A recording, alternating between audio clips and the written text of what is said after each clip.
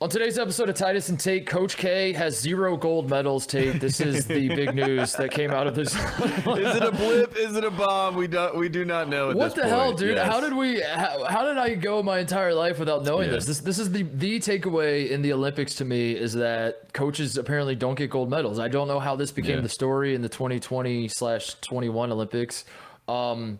But that was the story. That was what I learned. That's like my big takeaway from these Olympics, is that Coach K actually has 0 gold medals. It shows you that Coach K is better than we thought at being able to disguise, master of disguise. The guy was able to not get he gets all the credit but not have any gold medals. We don't know how it works, but it's beautifully. Jerry Colangelo does have 4 gold medals, by the way, which is, I think, is the best part. That Jerry Colangelo does have a gold medal, but he gets the gold medals. Yeah, but the coaches. Way better this way. The head coaches are the one people, like the assistants all get gold medals. It's just the head coaches. Jeff Van Gundy gets a gold medal. Hilarious. We're going to talk about the Olympics a little bit. They wrapped up. I understand that, like, I don't think the Olympics ever really captured, certainly not the basketball. The basketball part never really captured the zeitgeist, but who cares? We're going to talk about it anyway because it's the off season and there's not much else to talk about. We're also going to redraft the 2021 NBA class based off of 1.5 games of summer league, because what we've seen so far. Cade Cunningham bust. Get him out of my face. Jalen Green, is he the GOAT, Tate? Maybe, potentially. That's what some people were saying. 23 points. 23 is Michael Jordan. 23 is LeBron. Next in line, Jalen Green. We are going to do a little summer league overreactions, or just reactions in general. I don't know. We'll talk. It starts in jest, and then we actually get serious about it. So we'll see where we are. We are going to work ourselves into a shoot as we talk about summer league. Finally, maybe a little Stanford talk. Tyrell Terry is providing some much needed offseason content. Yes. Throwing some blip or bomb. That's blips or bombs. Some eye emoji type discourse around the Stanford basketball program right now. Jalen Durant. Jalen Durant, right? Yes, that's how you say his name. Has committed to Memphis as well. So we'll talk about what this means, because that changes everything. Again. First year at Memphis. Can you believe this in his first year, Titus? First year, he's landing #1 recruits in the country. Who saw this coming? And he's done this now for 3 straight years, even though this is his first year. Who would have thought? It's the off season, but there's still a lot to talk about. We'll get to all of it, but first, Woody Durham.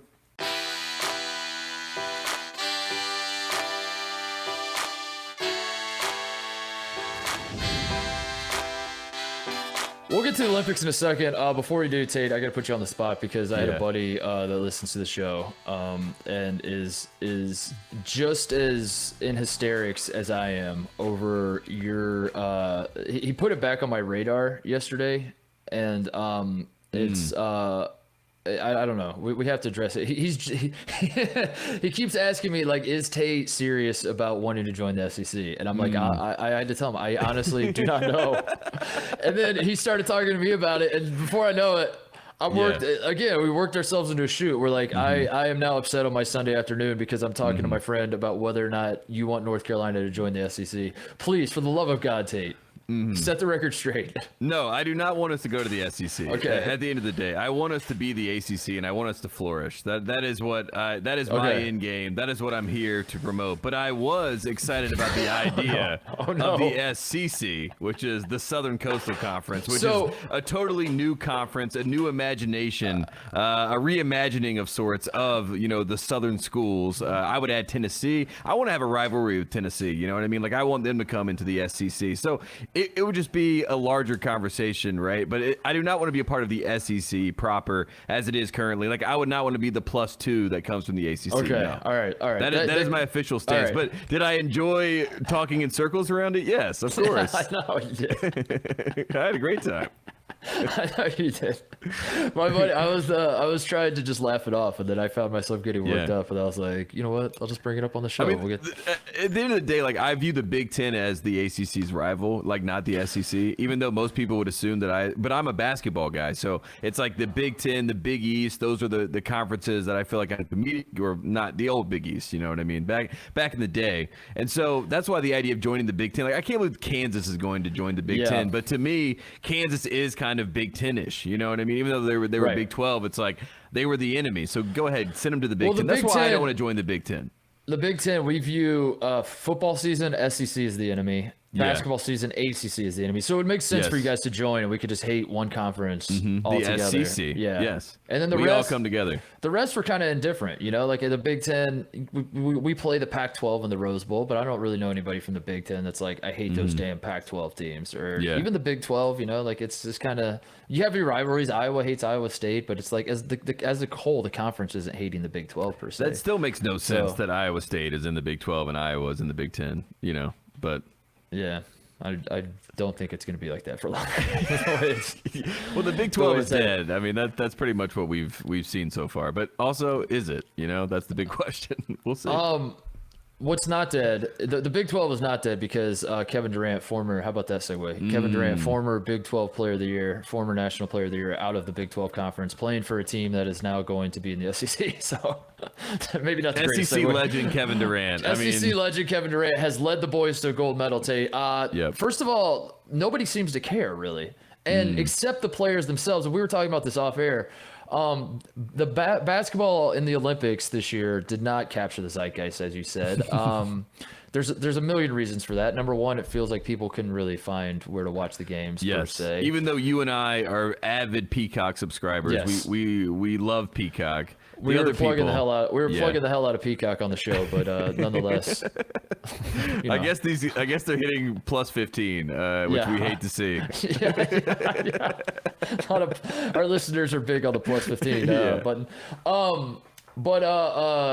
It doesn't seem like people were. The reality is that basically people watch and make sure we don't lose, and that's it. And then when we win, we don't. It is what it is. But also, as we were talking off air, it feels like the players themselves, when we won, they did nothing to help bring the country together. Is like, we did it, America, this is for you. And by that I mean Draymond Green was basically spinning after scoring 0 points in the gold medal game. Draymond was basically calling out all the haters and losers, of which there were many, who were saying, hey man, we've lost 2 exhibition games, we've lost 1 game in the Olympics, this shit doesn't happen with USA basketball, we're kind of worried here. And then they win gold and Draymond's like, suck it, why did you ever worry about us? And the whole vibe of USA basketball is off, Tate. This is what I'm saying. We need to make USA basketball likable again. We need Brad Stevens in there. We need Zion and Ja Morant.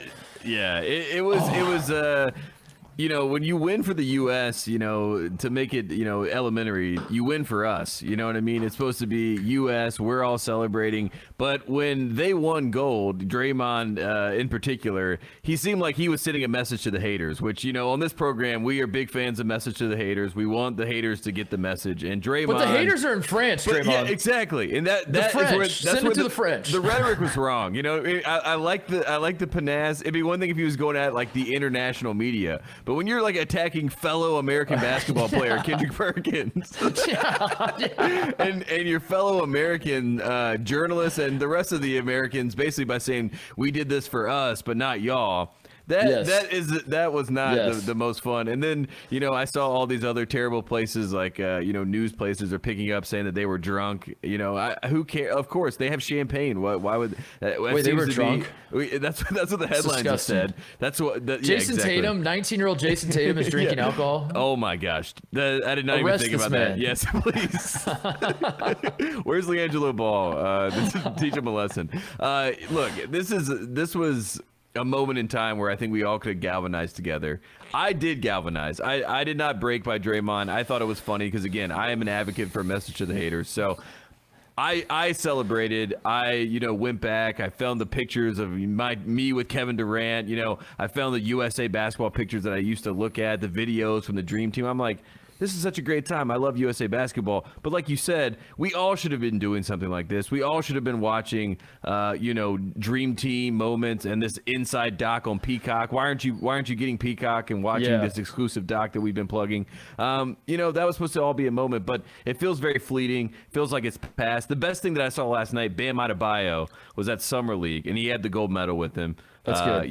Representing. And he was wearing a USA Heat. sweatshirt too. Yeah, and he was wearing a North Carolina chain. So let me just say, 5 stars across the board. Bam Adebayo is doing what we need the Americans to do. Devin Booker was also there. He reminded America that he and Chris Paul are both gold medalists, even though they have not won an NBA championship. Forget about that. That's in the past. We are still both gold medalists. We are still champions. Yes, exactly. Dame Lillard also a champion if you're a Blazer fan. So don't worry about that NBA title. You don't need that anymore. Dame Lillard won a gold medal.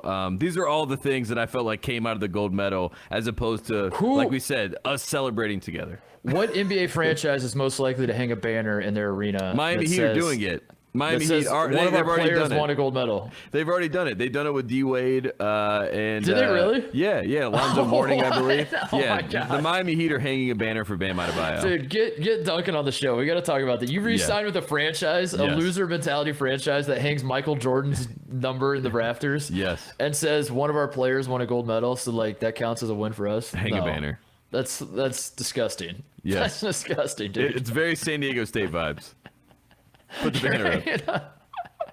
I mean, there was a banner in Assembly Hall. I don't know if it's still there. I'd have to have the IU people hit me up. Let me know if it's still there. They used to have a I think it wasn't a banner per se. It was maybe just a flag that just said USA and it had the Olympic rings because Bob Knight coached the 84. It was 84. Yeah, when LA. Jordan was on the team. Yep.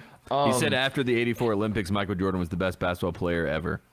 Yeah, that's right. Forget that. Yeah. Where did he say that? Was it on Letterman? Why do I remember Letterman? I'm having like a Mandela it might have effect. been. It was on national TV, obviously, but he was like, I'm going to go ahead and go on the record that Michael Jordan just got drafted third and hadn't even played in the NBA yet, and this was the summer before that. He played with Patrick Ewing. That team had Sam Perkins, great team, and then Bob Knight. That's when I was like, oh, I like Bob Knight. Yeah, Bob Knight I know, and like we do that now, and we get killed for it in the media for saying guys are the GOAT when they're fresh out of like Zion gets drafted, and you're like, is he going to be the GOAT? And everyone's like, come on, pump the brakes on it. It's like, dude, this is a tale as old as time. Yeah, these guys haven't even played an NBA second Bob yet. Knight We're coached him, and Bob Knight was like, I literally have seen Isaiah Thomas, who I think is the best basketball player I've ever coached, and then I coached Michael Jordan, and he's the best player ever. And then Isaiah was like, what? I must end this man. And then 6 years later, Damon Bailey came to Indiana, and and Bob was like, I take it all back. I've seen the new GOAT. But also in 1984. No, that's not. I don't know. There's gonna be some clip of him talking about Grant Hill, where he's like, Grant's the greatest ever. He's the greatest player ever. Dude, there was just fewer players back. That was where my mind was good. Because Bird did the same thing after the series against Jordan. He called Jordan God, didn't he? Yeah. Did he say, we played Jesus? We played Jesus out there tonight. In 1986. Jordan had been in the league for 2 years. 63 points. Yeah. Yeah. And he's like, we've seen it's. I don't know. Maybe it's the Indiana boys. It's Bird and Knight that are just like. Well, we needed that plug. You know what I mean? As North Carolinians, we're like, oh, Everett Case and the Indiana gang, they like us. Okay, great. Can you imagine if? I mean, I know Jordan kind of set the bar impossibly high, but even then, like, it seems like it would be insane to, in 1984 or 1986, be calling Michael Jordan the greatest of all time when he hasn't played a second of basketball. Well, especially when Kareem Abdul-Jabbar and Wilt Chamberlain and like, I mean, so many guys. I mean, especially because like David Thompson had gone and done this as well. You know what I mean? He was kind of similar to Michael Jordan. You know what I mean? Like, how different was Jordan than David Thompson? Really? Can you imagine though? Like, I don't know an example. Let me think. Juwan Howard, Michigan and Gonzaga play in the title game because it'll probably be a Big Ten team losing in the title game. Michigan might be the best. So I think Michigan is the team de facto that we say is like the best basketball because Juwan Howard has curried so much favor. So that sounds good. Michigan. So Gonzaga Michigan title game this coming season, 2022, April 2022. Hunter Dickinson. Yes. Yep. Yes. And Chet balls out, and Chet Holmgren plays out of his mind. Gonzaga wins the first national title in program history, and Juwan Howard is in the post-game press conference and says, I believe I just saw the greatest player of all time in Chet Holmgren. Before as Chet Holmgren declares to the draft, he's like, Chet Holmgren is the greatest player of all time. Imagine like all the goodwill that Juwan Howard has built up in Michigan would immediately be gone. Everyone would laugh hysteria, and like Bob Knight does it in 1984, and I don't know, you're just kind of like, okay, all right, I trust Bob Knight. I was gonna say all the Indiana fans were like, wow, Coach Knight must really be pretty good. I need to watch number 23. You know what I mean? I think that's why you got a lot of fans in the Midwest. They were like, I guess I need to check this guy out in Chicago. If Juwan Howard said that, and I'm going off the assumption that he truly believes it, like Chet Holmgren like truly might actually show that he, in this hypothetical world, Juwan Howard says that people are calling for his job. They're like, this guy knows nothing about basketball, obviously. Exactly. They're like, I thought he was a Michigan guy. They're like questioning his credentials. No, but I remember the reason I brought up night or whatever, because I do remember Assembly Hall when I was going to games as a kid. They always had a banner or a flag flying that just said like USA, and it had the Olympic rings. And I don't think it's still up there though, because I think when Knight got fired, they took it down. But that always felt a little weird. Put the banner back. Is that what we're saying? Yeah, put the banner back.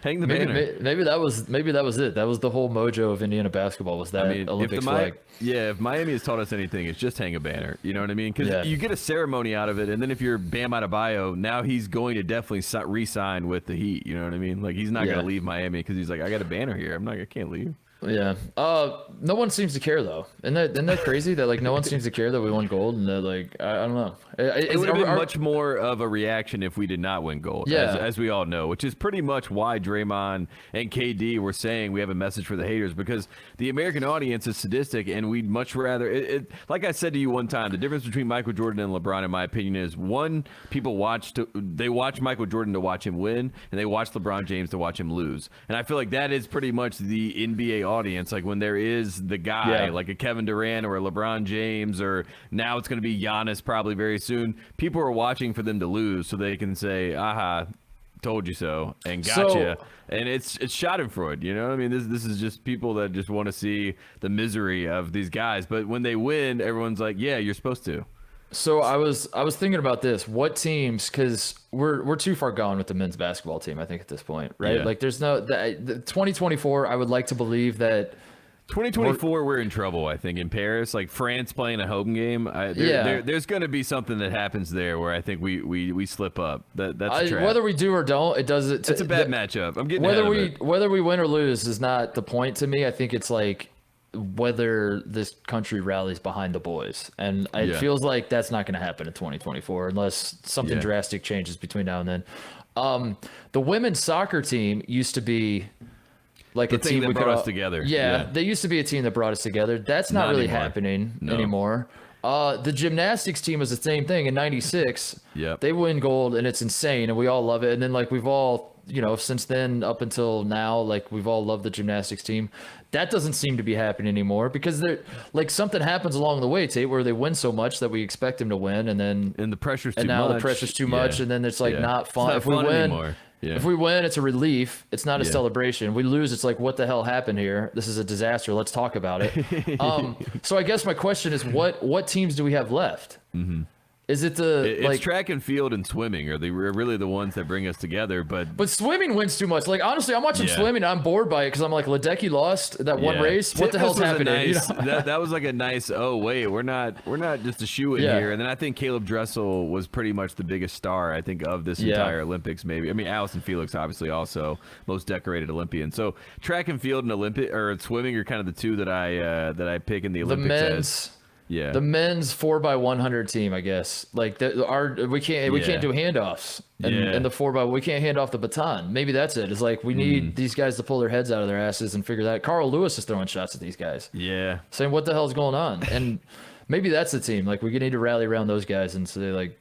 I was gonna say women's volleyball, indoor volleyball. Also, I mean, they were a lot of fun. Yeah, that was the team. Yeah, that team won the Olympics for me. Like they literally won the Olympics. They literally won the gold medal. But that was the most fun team. You know what I mean? They were all about it. They overcame injuries. JT gets hurt. You know what I mean? Yep. And that was my girl. So I was hyped, for a little while. But then she goes down. But then we rally around each other. The coach is amazing. I can't remember his name off the top of my head. But Karj Karai. Yes, exactly. Yes. He was. I mean, what a character! Like my God, he stole the show, and that was that Dressel. Like those are some of the most American inspired moments that I needed. So that was Jordan good. Larson, who I was told is a lot of Jordans on this team, sponsored by Adidas though, which is that's true.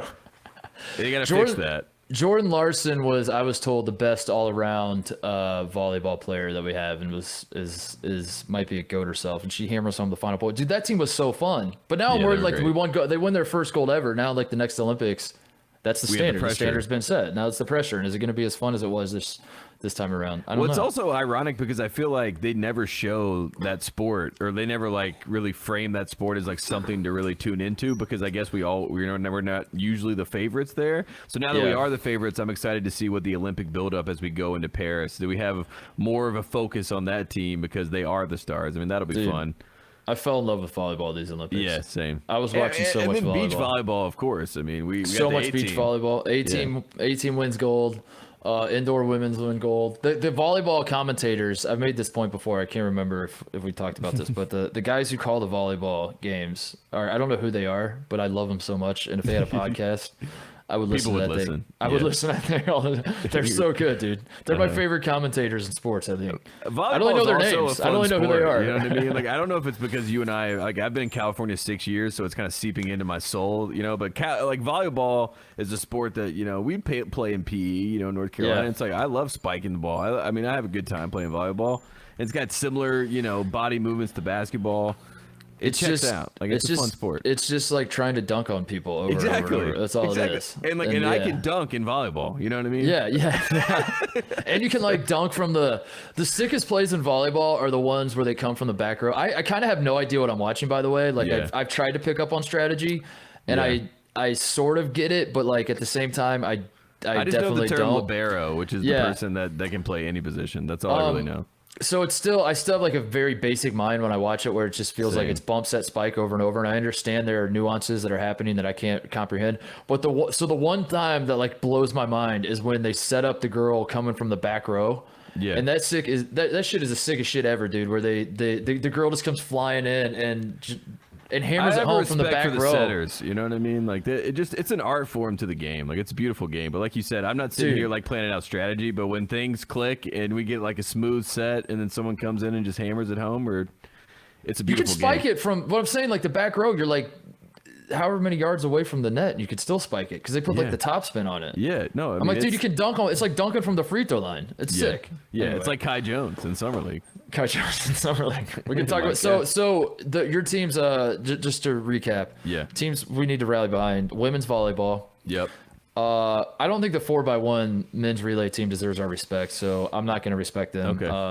I was saying in general, just our entire track and field as operation. a whole. I'm with you. Yeah, we were kind of disaster this time around, to be honest, but that's okay. It's okay. We got the golds and some, you know, I mean, Sydney McLaughlin, like, you know, I mean, there was Allison Felix, you know, there was some moments, so we got it. I think the men's soccer team, the United States men's soccer team. I love the U.S. men's soccer team. Yeah. In fact, I am so out on the women's soccer team because they've had the ball, you know, for so long, and they were great. And I love Abby Wambach, and you know, the Alex Morgan era was a lot of fun, and they got like but this team, the Canada team, the Canadian team. I mean, I think Rapinoe said after the game, she's like, I hate losing to Canada. I was like, me too. Why'd you lose to them? You know what I mean? Yeah. So like, I'm just like giving them a break. I'm putting them on pause, and now I'm going. I mean, Pulisic, I mean, that's the guy. I mean, Christian is the man who is going to lead us to the promised land. He is our like Croatian American Messi, and I've never been so behind a guy wearing number 10 for our team. And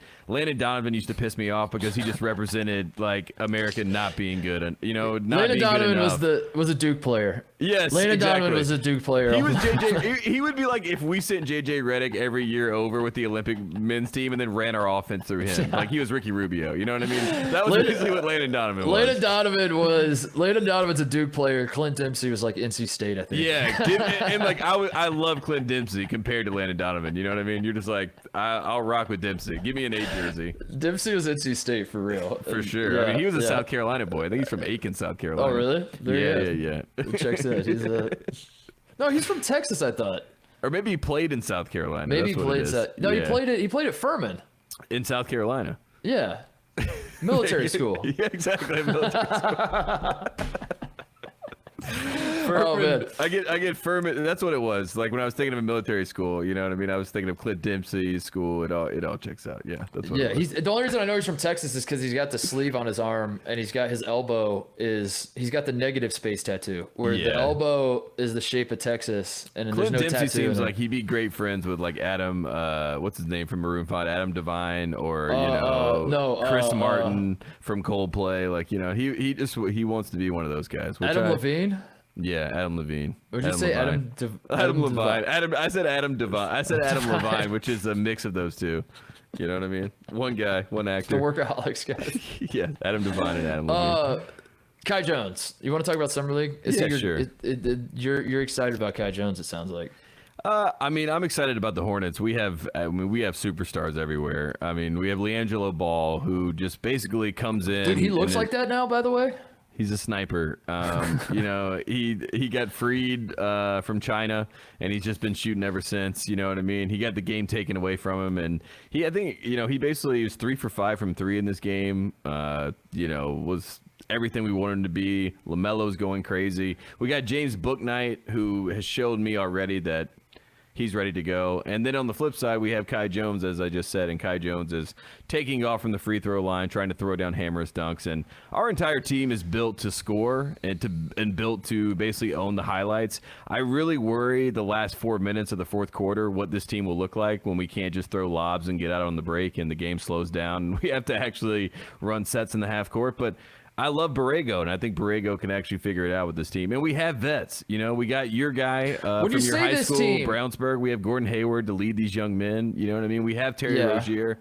We have some vets. And then we got Mason Plumlee coming in, which will be hilarious. When you say this team, are you talking about the Charlotte Hornets or the Charlotte Hornets Vegas Summer League 2021 team? I'm saying Charlotte Hornets at large, which will include 3 guys on our Summer League team now, which I'm very excited about. And that's the best part, because we actually have guys that we're going to pull up and let them play. And I am a big fan of Kai Jones already. I didn't even need to see much, but I've already seen enough. And I'm like, just sit him down and let him enjoy himself because here comes the buzz. Did you know LiAngelo had that many tats?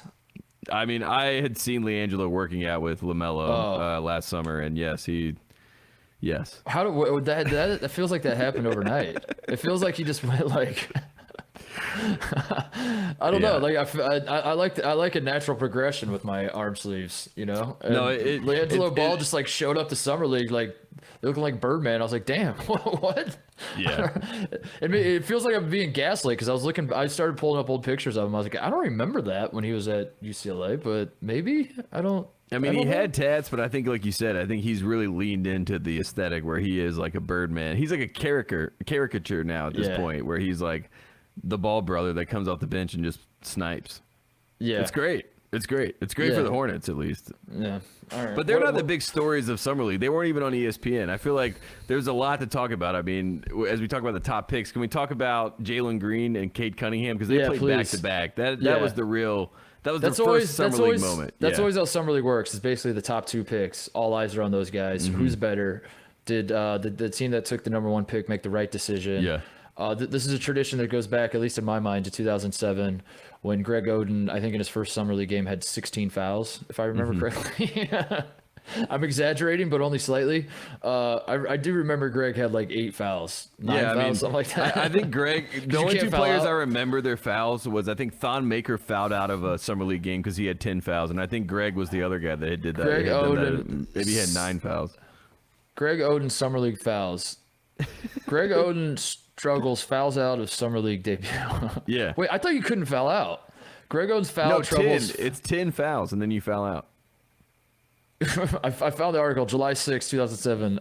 Greg Oden's foul troubles followed him to the NBA. The Portland Trailblazers center picked up 3 quick fouls in the opening 3 minutes of his professional debut. I love it. And Las Vegas Summer League had fouled out with 10 fouls. It's amazing, said Oden, smiling. I usually get thrown out after 5. Yeah, Summer League's not really basketball. Like if you watch it, it's basically a glorified pickup game. But like you said, there's ridiculous rules like 10 fouls. So guys Like, Greg, imagine having 10 fouls. Like, if you have 10 fouls, why have a limit at all? You know? Yeah. Like, if you're gonna let guys get 10 fouls, you might as well just throw away the No, I foul mean, limit. Thon Maker fouled out with 10 fouls. I mean, that is, and so did Greg, obviously. So, I mean, that is the next level when you foul out with 10, because that means that you fouled out twice in one game, basically. Dude, so. I remember that should have been a nasty summer league team for the Blazers. Was it? I forget. I just remember laughing at Greg fouling out. LaMarcus Aldridge had 26 points and 11 rebounds in that first game. Sergio Rodriguez, forward Martell Webster. The team also features draft picks Josh McRoberts out of Duke and Torian Green from Florida. Wow. National champion point guard. Yeah. Greg and a guy who set screens for JJ Redick. Yeah. What a duo. I remember when Josh got drafted by the Blazers, the same draft as Greg, and I was so happy because I was like, these guys are going to dominate. I mean, seriously, though, I watched it for 5 years, and they could have. I'm not even kidding. If Josh McRoberts had been, I mean, if he just had the confidence and also had been given the ball by a coach that believed in him, Josh McRoberts, as he did in Charlotte for like he had a nice little run. McBob did. For the Dude, Bobcats. You're not kidding. Josh was ahead of his time a little bit. Playing point forward. There were 2 point forwards. There were 2 point forwards in the NBA. It was LeBron James and it was Josh McRoberts. Those were the two. They hated each other. LeBron got pushed by McRoberts. People always forget this. Yeah, literally. Trying to take his head off. Literally, got attacked. LeBron would drive the basket. I think that's why LeBron might not send his kid to Duke because someone's gonna tell him that McRoberts went to Duke. He's like, what? And then Coach Casey will be like, no, he's disassociated. I promise you, I don't talk to him. No, so Cade Cunningham did not play as well as Jalen Green in game one. I did not watch Jalen Green, if I'm being honest. I said on draft night I want to make it my goal to go as long as I possibly can without watching Jalen Green. I'm not boycotting. I'm not like intentionally. It's not like if I sit down and turn the game on and he's playing, I'm gonna change the channel real quick. But I'm doing an experiment to see how long I can go before caring about him. And Tate, I'm a little worried because one day into summer league, it feels like I'm gonna have to care about this guy, and he's very, very good. Yeah, Jalen Green was just the shot maker, right? He's like doing these step back. I mean, they used him as the example of a gather step, or as what did Fran Fraschilla call it? I saw that. I saw the clip. A zero step. Did you see the zero step? Yeah. So it is the way that you can travel but not travel in the NBA please. Can I say this about the whole gather step with the Galaxy Brain guys that are like, let me explain this to you. And Fran, we appreciate it because like I understand there's an audience for this, that people are watching this and they're like, how is this not a travel? And so thank you, Fran, for explaining this. But the problem isn't like just those people. It's people like you and I, Tate, that are like, listen, I understand the rule. I get it. Yeah, I get it. I know exactly what a gather step is. I understand that like if I was a coach in the NBA, I would be teaching my players to do exactly that. Yes. I understand it's legal in the NBA. I understand that. Having said all of that, that's a goddamn travel. That's our That's whole a travel. Point. Yeah. That's all we're saying. We're not saying that we need the demonstration. We don't need you to show us that the ball is being gathered and that doesn't count as a step and that is actually the 1-2 once he gets to the spot. I get it. And like you said, if I'm a coach and I know I can get away with that, we're learning it and we're using it. And like if I have the talented guard that can use that move, like Jalen Green, for sure, that's what we got to do. But if you go over to FIBA basketball and do that move, they are literally going to call travel and then say, give me that ball, idiot. Like that. Yeah. And for me, if we're talking about like basketball being a global game, I would like to continue to be able to be the breadwinner, the best team in the global game. And if we continue to let gather steps and these types of moves kind of drive the basketball that's being played from the AAU level up, then we will expect that we're going to lose when we have to play real basketball. Right. So that's all it really is. That's the problem. And if you're willing to take that sacrifice, I'm okay with that because, look, I love seeing, James Harden do amazing things. And I love seeing Jalen Green, who looks like he's going to be a James Harden type 2.0. That's going to be fun to watch. But also, it's basketball, but it's also like, in Space Jam when LeBron's like style points and you're like, this isn't basketball. Like that to me is what we're doing with the gather and the zero step. And, it's impressive. Don't get me wrong. But at the same time, it's travel. The gather step is the Wile E. Coyote multiplier is basically what's happening here. Yes. I was raised, Tate, in Indiana where we play the game the right way. Yes. Fundamental, the home of fundamentals. That 2 steps is a travel, much less a gather step. So like even they show a clip and they're like the first step's a gather step and then he still gets his 2 steps and I'm like, I don't know. I think 2 steps. I was raised you have a pivot foot. You pick your pivot foot up and put it back down. That's a travel. Yeah. So you can take 1 step. Yeah. But as soon as you can pull the pivot foot up, but if you put that bitch back down, that's travel, baby. Yeah. And somewhere along the line, they allow the pivot. That is a travel. Like let's not get there. That is a travel. That is a travel. When I saw the slow-mo video of Jalen Green, for the people that didn't see it, he stops with the ball in his hand. He literally hops to his left in the air, and then he lands down. That's where he stops. He lands down, and then he puts his left foot down, and then he puts his right foot down, and then he shoots. So like, you're saying to yourself, what? Dude, I played games. I played games in high school in Indiana where you step into a shot. You're like spotted up on the wing, and you catch a pass, and as you catch it, you do like a 1-2. Yeah. Do you know to set up? Yeah. Travel. Yeah. And then people are looking at you like you're a scrub. They're like, dang, like first time getting your shot, like that's embarrassing. And you're like, dang, that was a travel. You know what I mean? This is the problem with American basketball, though, is that we have not. We need to standardize the travel. We need to figure it out. Yeah. Forget the shot clock. Like that feels like there's a campaign for like college to have a 24-second shot clock, or we need quarters in college basketball. No, dude, we need 1 travel. We need 1 travel across all of basketball. And guess what travel we should use? 1 charge and 1 travel. Yes, That's what we should not use the NBA travel because that is preposterous. But I don't know. It's anyway, Jalen Green, good basketball player. Yeah, I mean, at the end of the day, though, when you watch these games, like Jalen Green versus Evan Mobley felt like you talked about the trope that we always have, number 1 versus number 2. If you watch the Cavs and the Rockets game, it felt like it was Mobley versus Jalen Green, the number 1 pick versus the number 2 pick. Mobley in the first half, Sengun, who they brought over from Turkey. First of all, when he goes to the free throw line, he talks to the ball. They're like, we don't know what he's saying.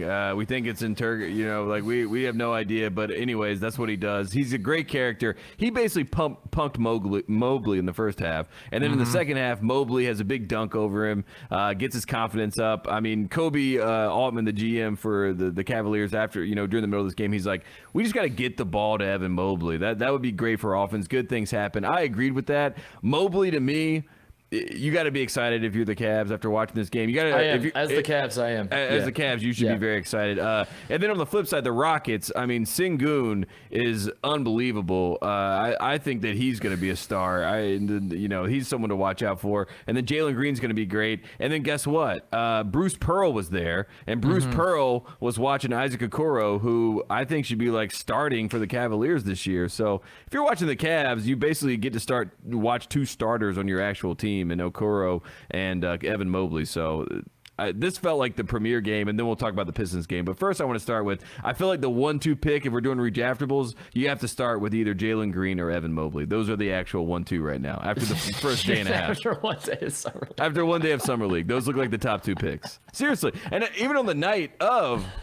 I mean, I told you off air that Jalen Green had convinced a lot of people that he was going to be the number 1 pick, Yeah. And he believed he should be the number 1 pick. So he plays that way. And Evan Mobley might be traditionally who we expect. Like if we did this draft in 1985, Evan Mobley's the number 1 pick, because bigs are just respected that way. So it's just... Dude, I'm going to like Jalen Green, aren't I? Yeah, you are. He's a competitor too. Yeah. I mean, yeah, he's... I'm going to like him. Yeah, he's got a certain cachet about him. Not so fast though, because Dwayne Washington had like 23 points today for the Pacers. So I mean, Anthony Randolph famously had 42 points in summer league and convinced everyone that he was going to be the truth, which he kind of was in EuroLeague. I saw with Dwayne score, he had 23 today being Monday. We're like right before we recorded this. I was watching I think the Knicks beat the Pacers. Dwayne has 23. Toppin, by the way, love to see it. Yeah. Dwayne has 23, and the G League Twitter account tweets out a graphic of Dwayne Washington scoring 23 points, and basically Dwayne went to like the elite, the post college pre-draft G League elite summer camp deal. So now the G League, I guess, is claiming ownership over Dwayne Washington, and I just want to say not so fast. Oh my gosh.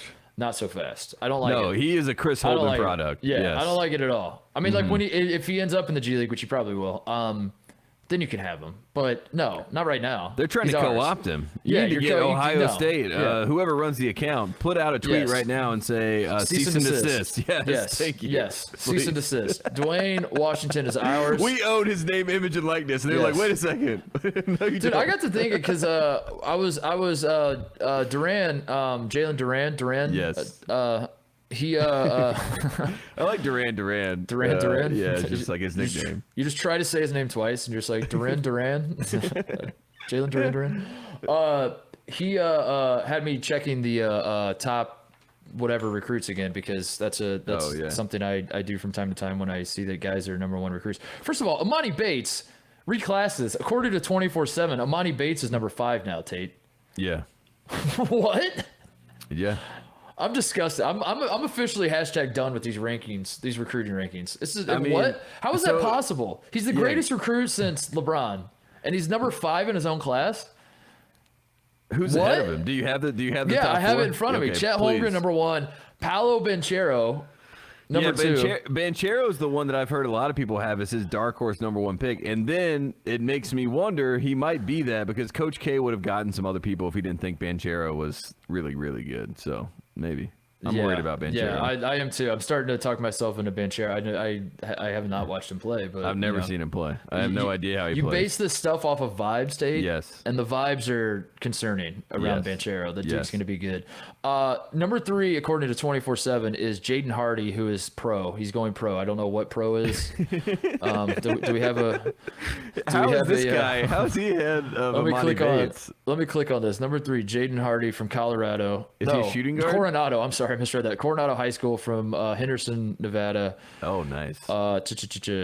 It just says pro. What the hell? I do respect that about G League. That's got to be G League. It's probably G League. Yeah.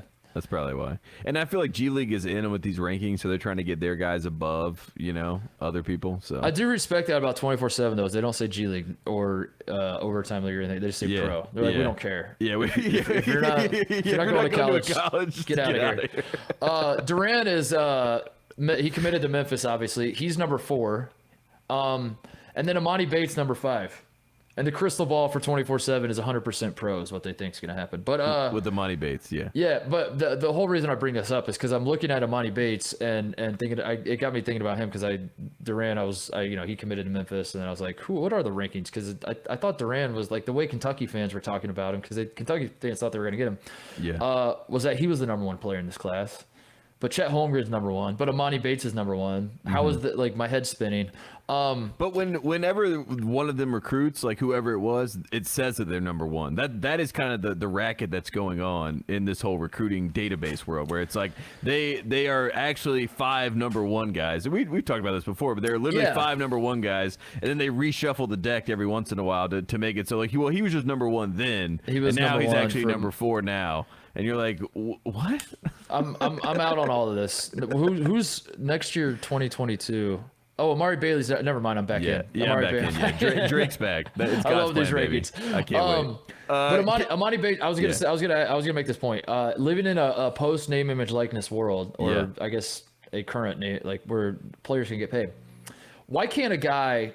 This is Galaxy Brain. This is me thinking outside the box, which is why I'm going to run the NCAA someday, even though it's not going to exist in 5 years. It's just a store. Why can't a guy play for both a G League team and a college state? Ooh. Why can't a guy be professional now, but also play for a college team somehow? The Ignite owe my name, image, and likeness, and also part of my time. I'm selling my name, image, likeness to the G League, but I want to play for Kentucky. How do we make this happen?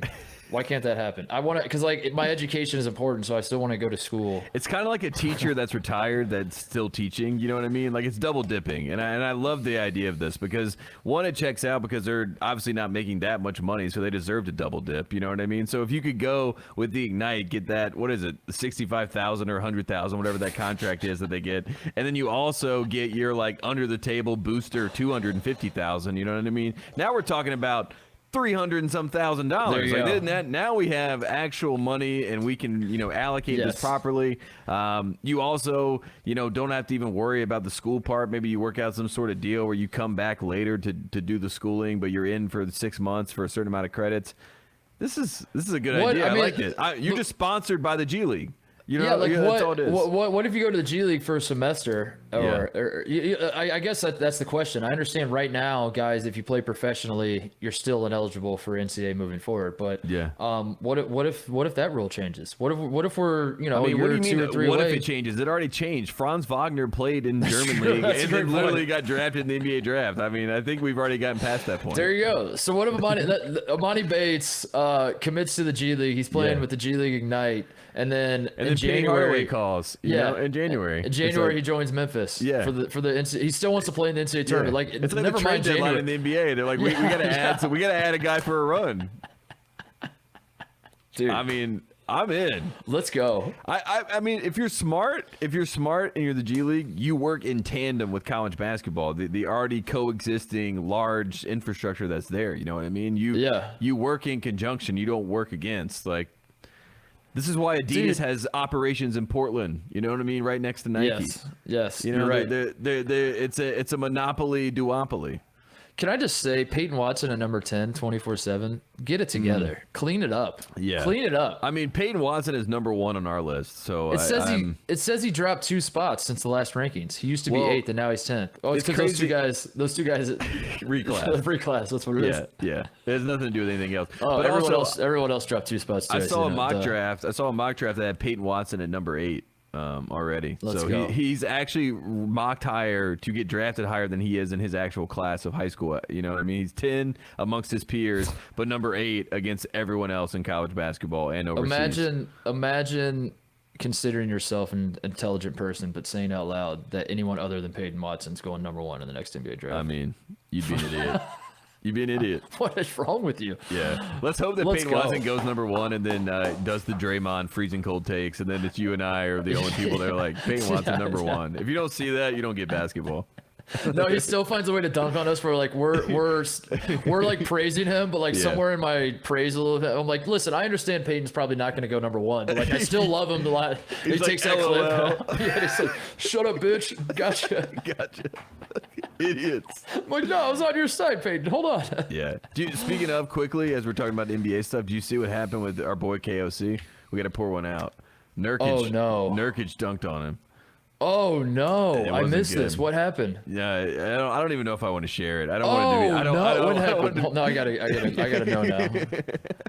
I don't want to share it. I'm sorry, KOC. I love you. I will say this about this is This is Twitter. This is the world. I just that we're searched in. Nurkic KOC and it pulls up some Reddit link that says Nurkic sticks up for Ben Simmons, destroys KOC. Yeah, that's what happened. Disappointing news. Kevin still has a job. Oh no. Yeah. Oh, this was like right now. This is right now. This just happened. Yeah. This is breaking news. Breaking news. Oh, I don't know. I just wanted to say, like, what do we advise? What does Kevin do here? Here's the spin on this. This is actually good because this is good. This is good notoriety. Yeah, because what's happening here is KOC has for a long time. He's been out. This hasn't been true of him for a little while. But when he started in this business, Tate, he was basically, I say this lovingly, he's like a glorified poster, right? That's what we did. Like, you just basically just like talk on people. You can just say whatever you want and know that nobody's really listening or paying that much of attention. Exactly. That wasn't true. You know, when he started at the Ringer, he had an audience. I don't mean to put it like that, but like KOC's an up and comer. You're allowed to just like throw out shots at anybody you want, and no one's going to notice or care, right?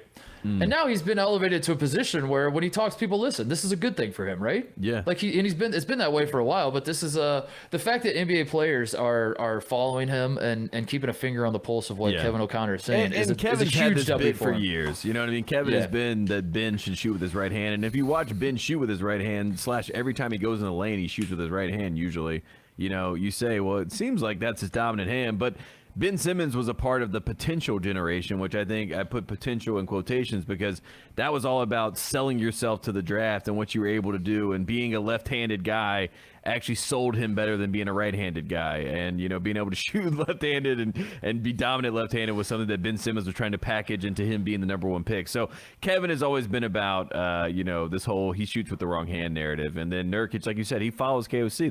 That's the upside. He saw it because he follows him. You know what I mean? That's flattering.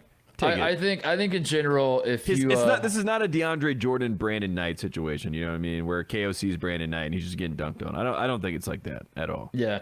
I agree with you. I think this is good for KOC. Okay. I think we can come out of this ahead. We're gonna now. If it was Kevin Durant that did this, it'd be bad. You know what I mean? Like Nurkic is okay. You know what I mean? It's like it's all right. Even Durant. Yeah, you're right. No, Durant. I think any NBA players.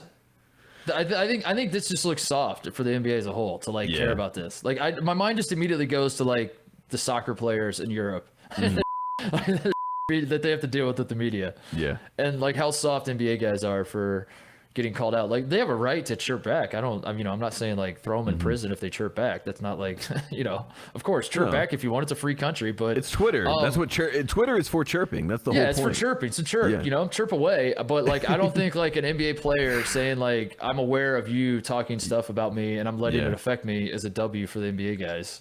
No. So. No. But it's a W Kevin for wins. Twitter. I mean, for Twitter, they're in the comments like rare W. Here's my ruling on this, Tate. The guy who I am personal friends with, he wins. He wins. Yeah. And the guy I don't know, you're a loser. Sorry. Yeah. Sorry, you lose. I mean, it checks out. Let's take a break. Come back and talk about the what's going on with Stanford basketball because this is kind of the story. If it's not Jalen Durant committing to Memphis, it's Durant. One last thing on that. Amani Bates going to Memphis is not out of the question from what I've heard. Based on my sources, Amani Bates to Memphis is still in play because he wants to play with Durant. Well, so. are your sources Amani Bates? He put out a Final Four. He's what are you talking about? No. My sources are Rasheed Wallace. Rasheed Wallace will get this man to Memphis. Drive him to Memphis. Get him to Memphis, Sheed. We believe in you. My sources are telling me that Michigan State is still in Amani Bates' top four. And don't worry, Michigan State fans. He really might. I don't think G League is a foregone conclusion. That's all I'll say. I think that Memphis can offer more than the G League. That's what I would say. I also think if you're sleeping on LSU, you haven't been paying any attention. Man, I saw Adam Miller playing in a Chicago pickup league, and it was just like him just basically getting talked the entire time by the gym and him just like chirping back and like going at guys' necks. And I was like, this guy committed to LSU. Like he threw away his entire like home audience to go to LSU. He took the bag at a time. He took the bag right before everyone could take the bag. You know exactly. That's the sad story in all this. Is like, let's talk to Adam Miller and be like, dude, you chased after the bag when all you had to do was wait like another month and the bag would come to you. Galaxy brain is that the bag's never going to be that big again. You know what I mean? Because now there is this NIL stuff. Some of these coaches are like, well, I'm not going to get this booster to give you $300,000 cash when you can go get it on your own. So good luck. Oh, yeah. That's a good point. Also, you have a better understanding of what the market is. Like allowing the free market to dictate how much you're worth. Now the coach, now it sets your price point when before coaches are just spitballing. They're just like, I don't know, here's $200,000. Yeah, they're like, we got like an extra $750,000 in total, and we are willing to spend $300 of it for you. Yeah, and they don't know what the market really. I mean, I guess the players, because the players could just bullshit them. The players could just be like, Auburn offered us $300. And you're like, all right, well here's $350. Whatever it is. But now, no, I mean. That was always the story, Dominique Wilkins got offered $50, and then Georgia said, "No, we got $250," and he said, "Well, perfect, I'll take it." Deal. You have yourself a deal. Well, we should start a Shark Tank show with recruits. Yeah, they just come in. And let's make a deal. It's the bag five. It's you get the bag five out there. Sean Miller is one of the investors. And we have Jim Herrick, and he's just like in the back, and he's like a shadow, and he's just like explaining everything to us. Jim Herrick's like the banker on Deal or No Deal. Yeah, exactly. Where cuts up to the 100%. He's like in the room up there, and Mark Gottfried's with him. He's running the algorithm of like how much should we offer. They're stacking bags of money. They're like putting it in the bags. All right, we're gonna take a break and come back and talk about Stanford a little bit.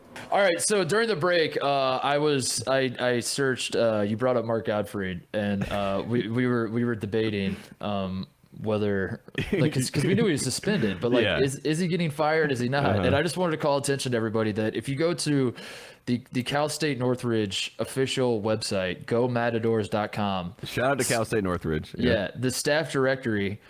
It has Mark Gottfried right on his bio. I see his bio. He's got the hair slicked back. He's got a tie on. His hands behind his back.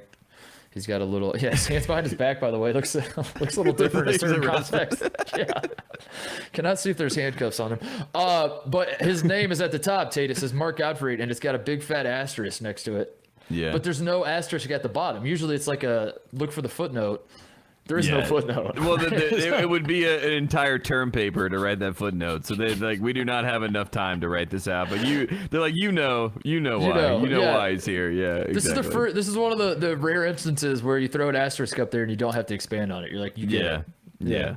I mean, honestly, there's nothing worse than an asterisk next to your name. You know what I mean? Like, that is what, I mean, that's also like his entire career. You know what I mean? Like, that is what Mark Gottfried is. And he, Northridge, like, the exit off the highway is exit 69. Like, the whole experience that he has had there is such comedy. Like, someone should have captured. Like, Adam Sandler should have followed him around for 3 years. He literally brought in a top recruit, Lamine Janae, and just let him average like 35 points in the conference and just absolutely dominate. Should have been playing at like Arizona or something, but he's Lamine Janae is going to break the stat finder on the Basketball Reference thing when you're trying to find a guy who's averaged 28 points and 16 rebounds and 8 assists, whatever. You plug in your numbers. It's like Kareem Abdul-Jabbar and Lamine Janae. Lamine Janae. Yeah, those are the guys. And that's what the Gottfried's been doing there. And he has Jim Herrick, who was, basically built the 95 UCLA title team via bag. And, they are there doing what they have to do. And he is, like you said, under suspension. We don't know what is going on, but I do know that Mark Gottfried is probably enjoying himself as he just sits around. I mean, he still has a job. It's insane. I don't even understand. He is paid leave. Is he getting paid? I'm sure he's getting paid. I think he has to be getting paid, right? I mean, they basically decided that they wanted to suspend him, but they didn't really have. I think he was saying, "What cause do you have?" And they're like, "Mark, I mean, this is." They just say his name back to him. Come on. They just say, "Come on, Mark." Yeah, Mark, come on. I mean, the last time that we saw a picture of him, he was in his pool with his shirt off, drinking like margaritas. You know what I mean? Like Casamigos. That's what I was gonna say. Paid leave for Mark Gottfried is an ideal situation. That man is like like he's high fiving his friends and family. Like, we did it. Paid leave, baby. Yeah. Pour me another. Especially with NIL rights, he's like, "Baby, I'm back in business." Mark, like, the asterisk himself, Mark Gottfried. Man, what a great nickname. That's a great nickname. I might run with it. Let's see if it sticks. Yeah, let's bring it back to NC State. Let's get him back to the big time. SEC. Speaking of dysfunction in college basketball programs, I want to spend a brief amount of time here talking about Tyrell Terry, who out of nowhere, Tate. I believe the phrase kids use is "from the clouds." I don't know if that's still in vogue. You're enjoying yourself on a Sunday afternoon when suddenly you see Tyrell Terry digs back into the archives, finds a tweet from October 8th, 2020, where his own tweet where he said, "Committing to Stanford was the best decision I've ever made," with prayer hands emojis or high five emojis, depending on your perspective. Are they prayer hands or high fives? I think they're prayer hands. Yeah, okay. I've always thought prayer hands too. Yeah. I've always thought prayer hands. Some people believe it's a high five. What? You never knew this? I didn't know this. These people that believe in high fives, obviously, they're not from. They didn't go to church. You know what I mean? These are. I'm blessed. I'm blessed. There you go. It breaks your brain. That's some people believe it's two guys high fiving each other. Well, they're idiots. Cancel those people. If there's ever time to cancel people, cancel those people. That's how we split this society. It's like, what do you see? What do you see here? Is the dress black and white or blue and yellow? Yeah. So he quotes himself saying that, and he says, "LOL, I take this back with you're the emoji guy on the show, so you're gonna have to decipher this for me. What appears to be a face with a thermometer in the mouth. I'm sick. I'm sick. Like, so what does this mean for the olds that are listening? That's like when you say like I'm hurt, you know what I mean? Like I can't believe this. Like I'm dismayed by this moment. Like my stomach is churning right now because of how wrong I was about what I said prior. That's what he's saying. That's what he's saying. And then he follows it up with that tweet and said and tags at Stanford men's basketball and says, "You guys want to tell him or should I?"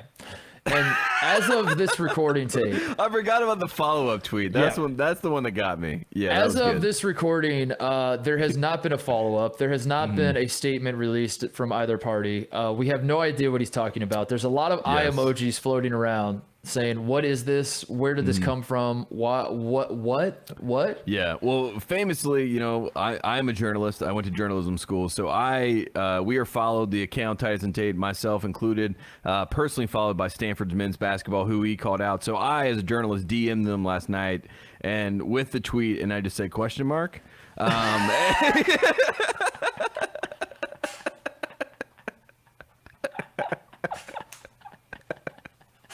So I'm waiting. I'm a little upset you didn't go with the eye emoji, but I appreciate it. Just question mark. Just question mark. Message for the haters. Yeah, question like what do you have to say to the people? Still no response from the official Stanford men's basketball account, but I'm waiting to see what they have to say about this. I'm dismayed. And then there were other, you know. I'm gonna tweet. Hold on. I'm gonna do this. We're gonna put the full court press on them. I'm gonna see if they follow me.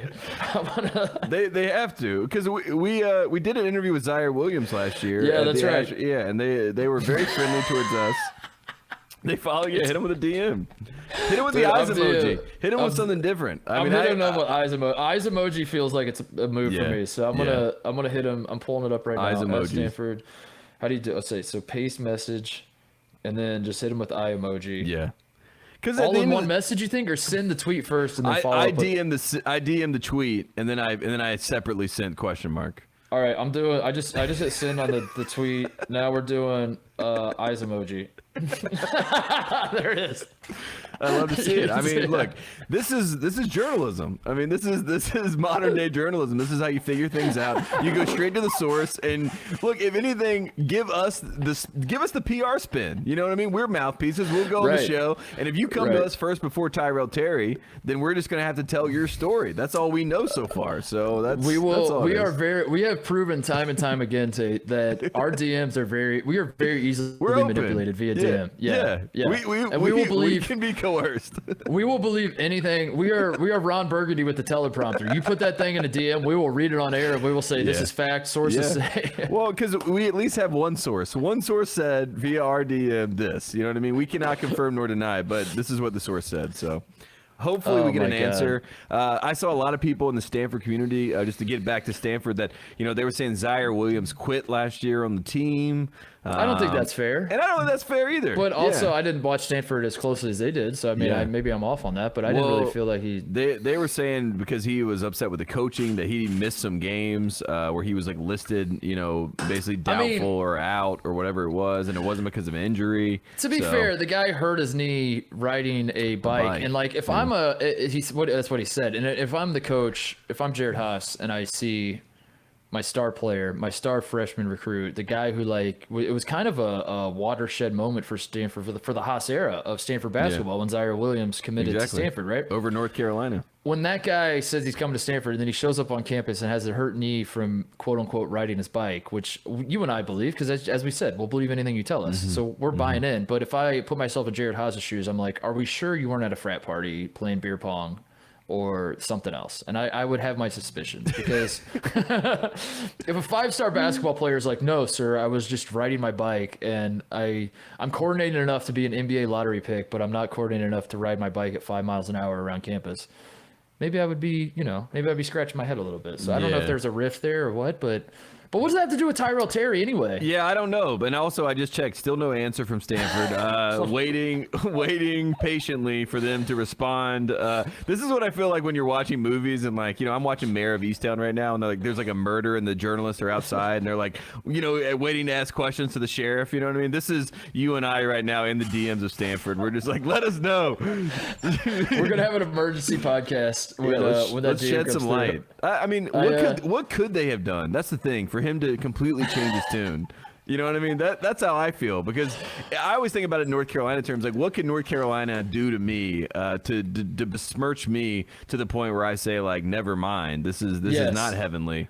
That's a good point. And it would have to basically mean, like, taking away, like, you know, their support of me in some sort of way. You know what I mean? Like, I don't necessarily know what it could be. Or the coach is saying something bad about you, using you as an example in practice. I don't know.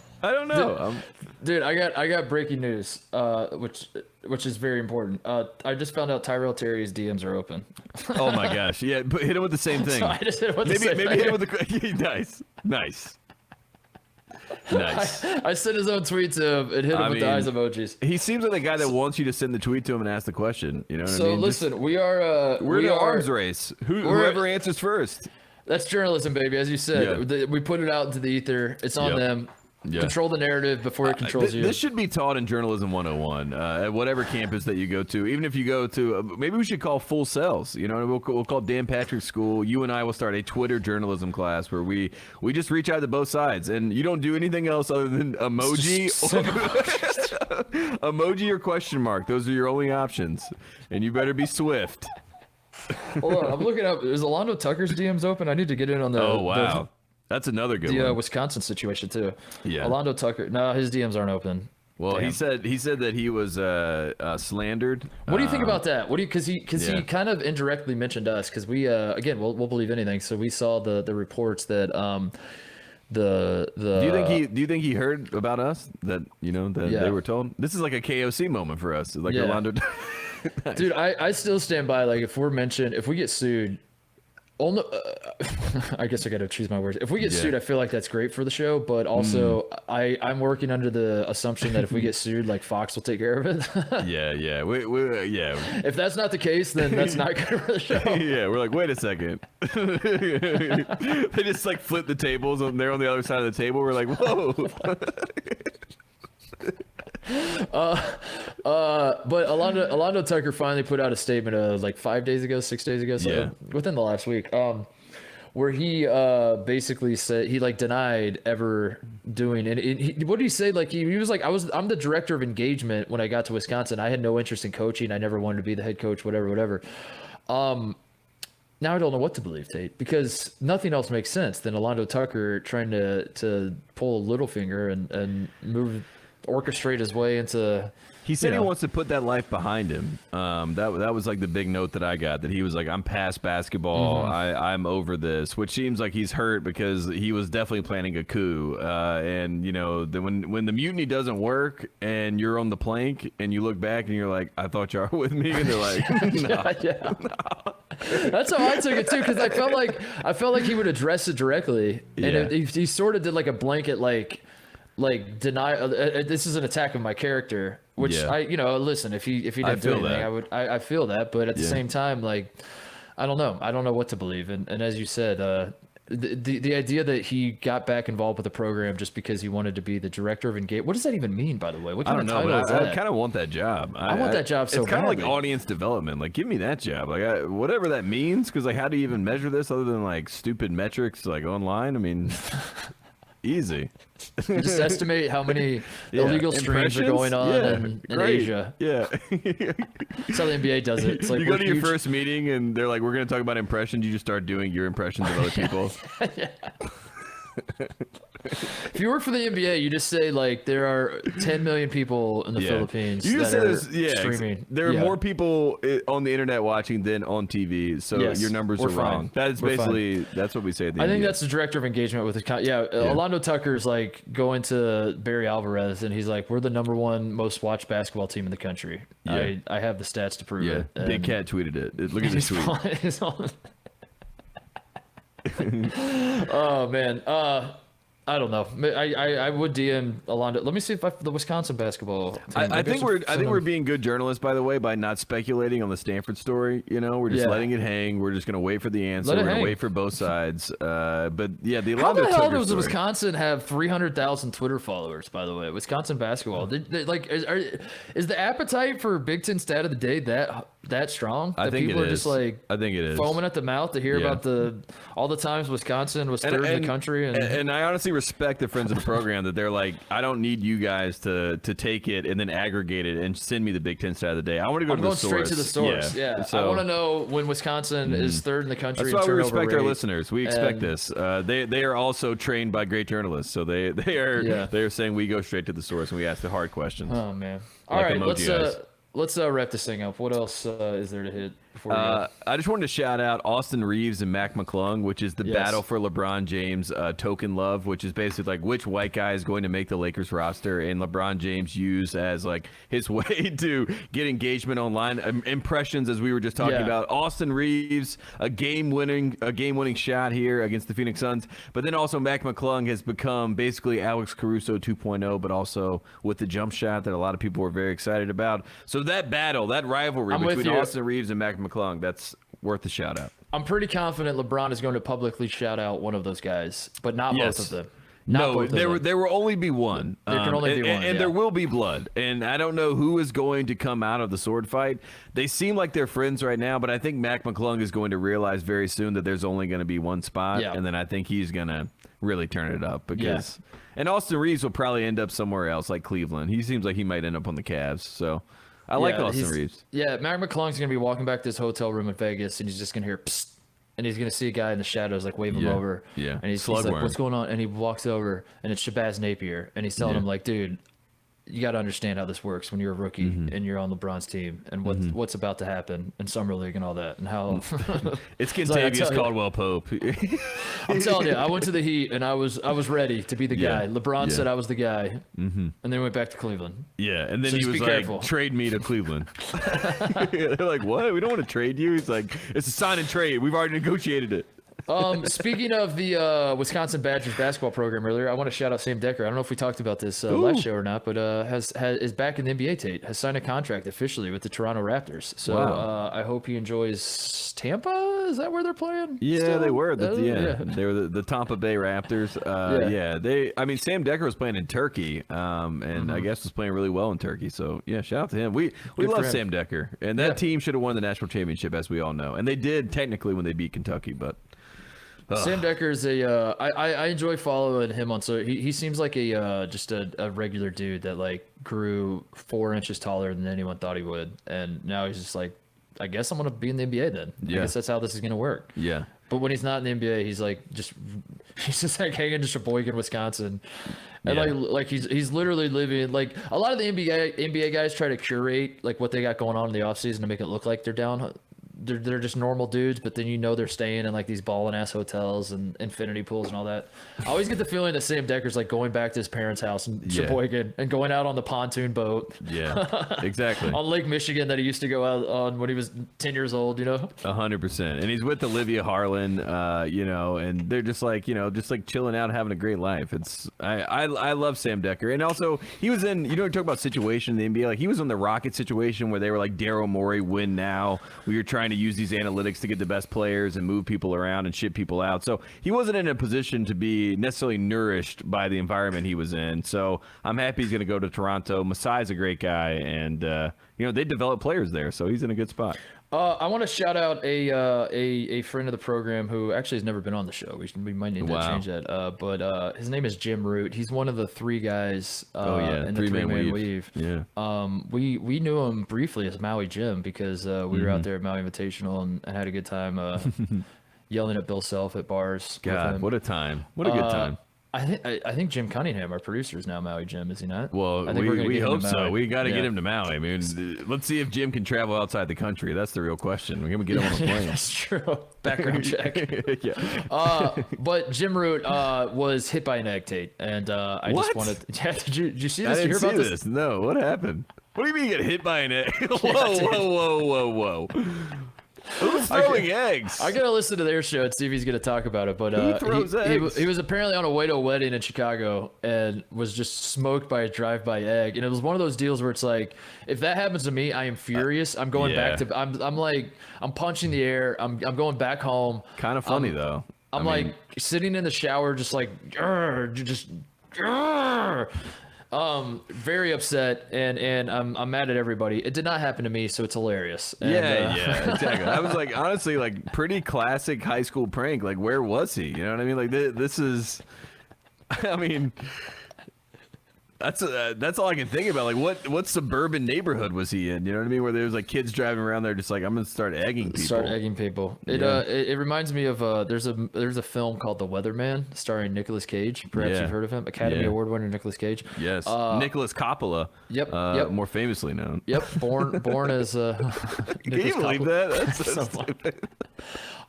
There's the hilarious movie, by the way, The Weatherman. Michael Caine's in it, and that's a great one. It's so funny. But there's a scene where Nick Cage is on the phone with his wife, Noreen, and his estranged wife, I believe. They're having whatever. He's on the phone with her, sitting in a car.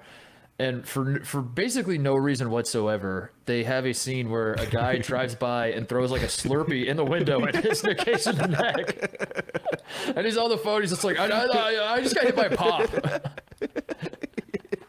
And like, it does nothing to advance the plot. It is so unnecessary. It's so unnecessary. Every time I watch that movie, I'm in tears because it's just like, I don't know who put this in the script. It feels like it should have been an airplane or something. Yeah, exactly. And then it's somehow in this, and that's how this egg feels. Very unnecessary, but somehow, like when you said that to me, like I laughed. You know what I mean? That's the worst part about it. And Jim's a great guy, and I'm sorry he got egged. But when you say someone got hit with an egg, you just start with one like, single egg. Well, because it's just such a shock to the system. You're like, what do you mean you got hit by an egg? Oh man, anything else? Do we have any other shout outs? Man, the only other one I had was the shout out to the Hall of Fame. I watched like the NFL Hall of Fame, and Peyton Manning was like the most charismatic I feel like he's been in a long time, so that was good to see. Since his nationwide commercials, right? Weren't they nationwide commercials that he used to do? Yeah, didn't he do it with Brad Paisley? That's right. Yeah, that was chicken parm. You taste so good. Yes. Wow, man. What a pastime. But yeah, he seemed like he got his juice back, so I'm excited about that. The Mannings are back. Brady was there, and then Megatron. I mean, I watched Calvin Johnson when he was at Georgia Tech, and I've never seen anything like it. And they were basically just throwing the ball up in the air, and this guy was just pulling it down. And then they showed some highlights. I forgot he had like a 350-yard game receiving. You know what I mean? That's stupid. Like, it was just a fun weekend because it reminded me of football that I like kind of grew up and just loved. So it was nice to have this Hall of Fame moment, but it also made me feel very old because I had just seen their entire careers, and now they're just like going into, you know what I mean? It's just like one of those moments in time where I was like, oh wow. I feel like time is passing really, really quickly. Hall of Fame weekend is strangely very accessible. It's not really. I don't want to give people the wrong idea that you can just go there and do whatever you want. But if you know, like, you don't have to know Peyton Manning or Edgerrin James or Calvin Johnson or guys like that to get into parties or to see cool stuff or whatever. But it's weirdly like if you know a guy who knows a guy who knows a guy, you could just like look up and find yourself at the Peyton Manning after party at the Hall of Fame in Canton. Which is to say, I guess security's not as good as it should be. No, I mean, they're just like, if you're in Canton at this point, you know what I mean? Like, you have a dedication. Like, you made this drive up. Like, kudos to you. We when Chris Carter got put in the Hall of Fame, my dad used to babysit. I think I've talked about it on the show before because he was friends with Butch, who played in Indiana and whatever. Chris's brother. So when Chris goes in, Butch invited the family up, and we went to the Chris Carter party at the Hall of Fame. It was so sick. It was like I couldn't believe Chris Carter's my favorite NFL player growing up, and I was losing my mind. I was like, I can't believe it. Biz Markie was the DJ, Tate. Oh, the late great Biz Markie was on the ones and twos. Ryan, my brother and I are losing our mind watching this. But then I remember like we like would step out of that party, and I remember there's like all these parties going around there, and I was like, I could just like walk into any of these other ones. So I guess maybe you have to get into the first one somehow to then like that's walk all around. It takes. I mean, that's kind of how life is. You just gotta get in the first door, and then you just keep going. But I just wanted to. I know there are a lot of people from Ohio that listen. If you've never been up to Canton for the Hall of Fame deal, try it. Just see what happens. Just like put on look the part. Just as long as you don't have like a calf tattoo of your favorite NFL team, those guys don't make it in. Those guys, they're like, no, hang on a second. You got a Steelers logo on your right calf. They're like, all right. Fireman Ed from the Jets. They're like, we're glad you came, Ed, but you can't get in this party. You're not getting in. As long as you look like semi-normal and pretend like you know where you're going, you might be rubbing elbows with John Lynch. I don't know. Oh, that could be a great night.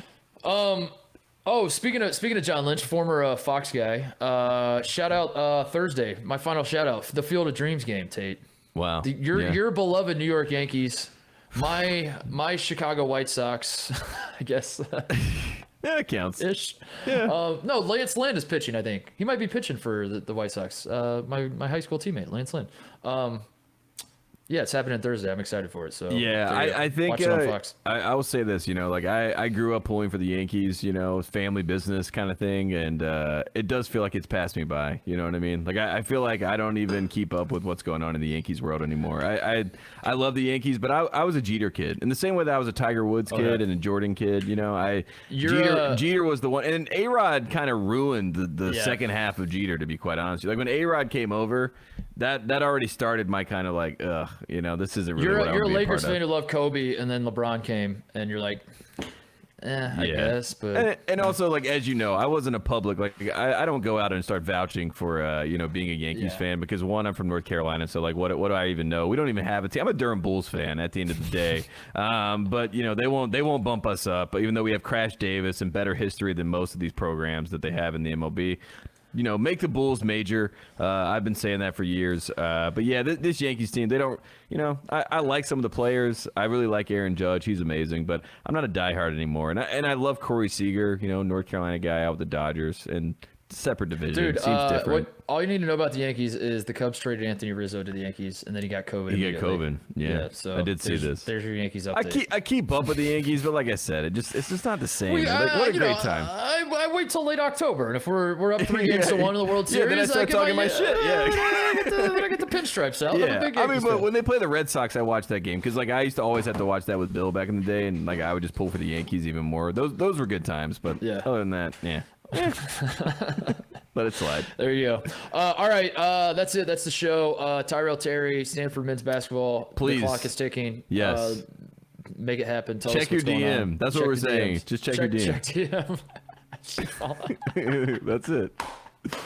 We'll see you later in the week. We should just tweet at Kyle Guy. Check DM. And yeah. just, revisit. At Tyrell Terry. Check DM. See you guys.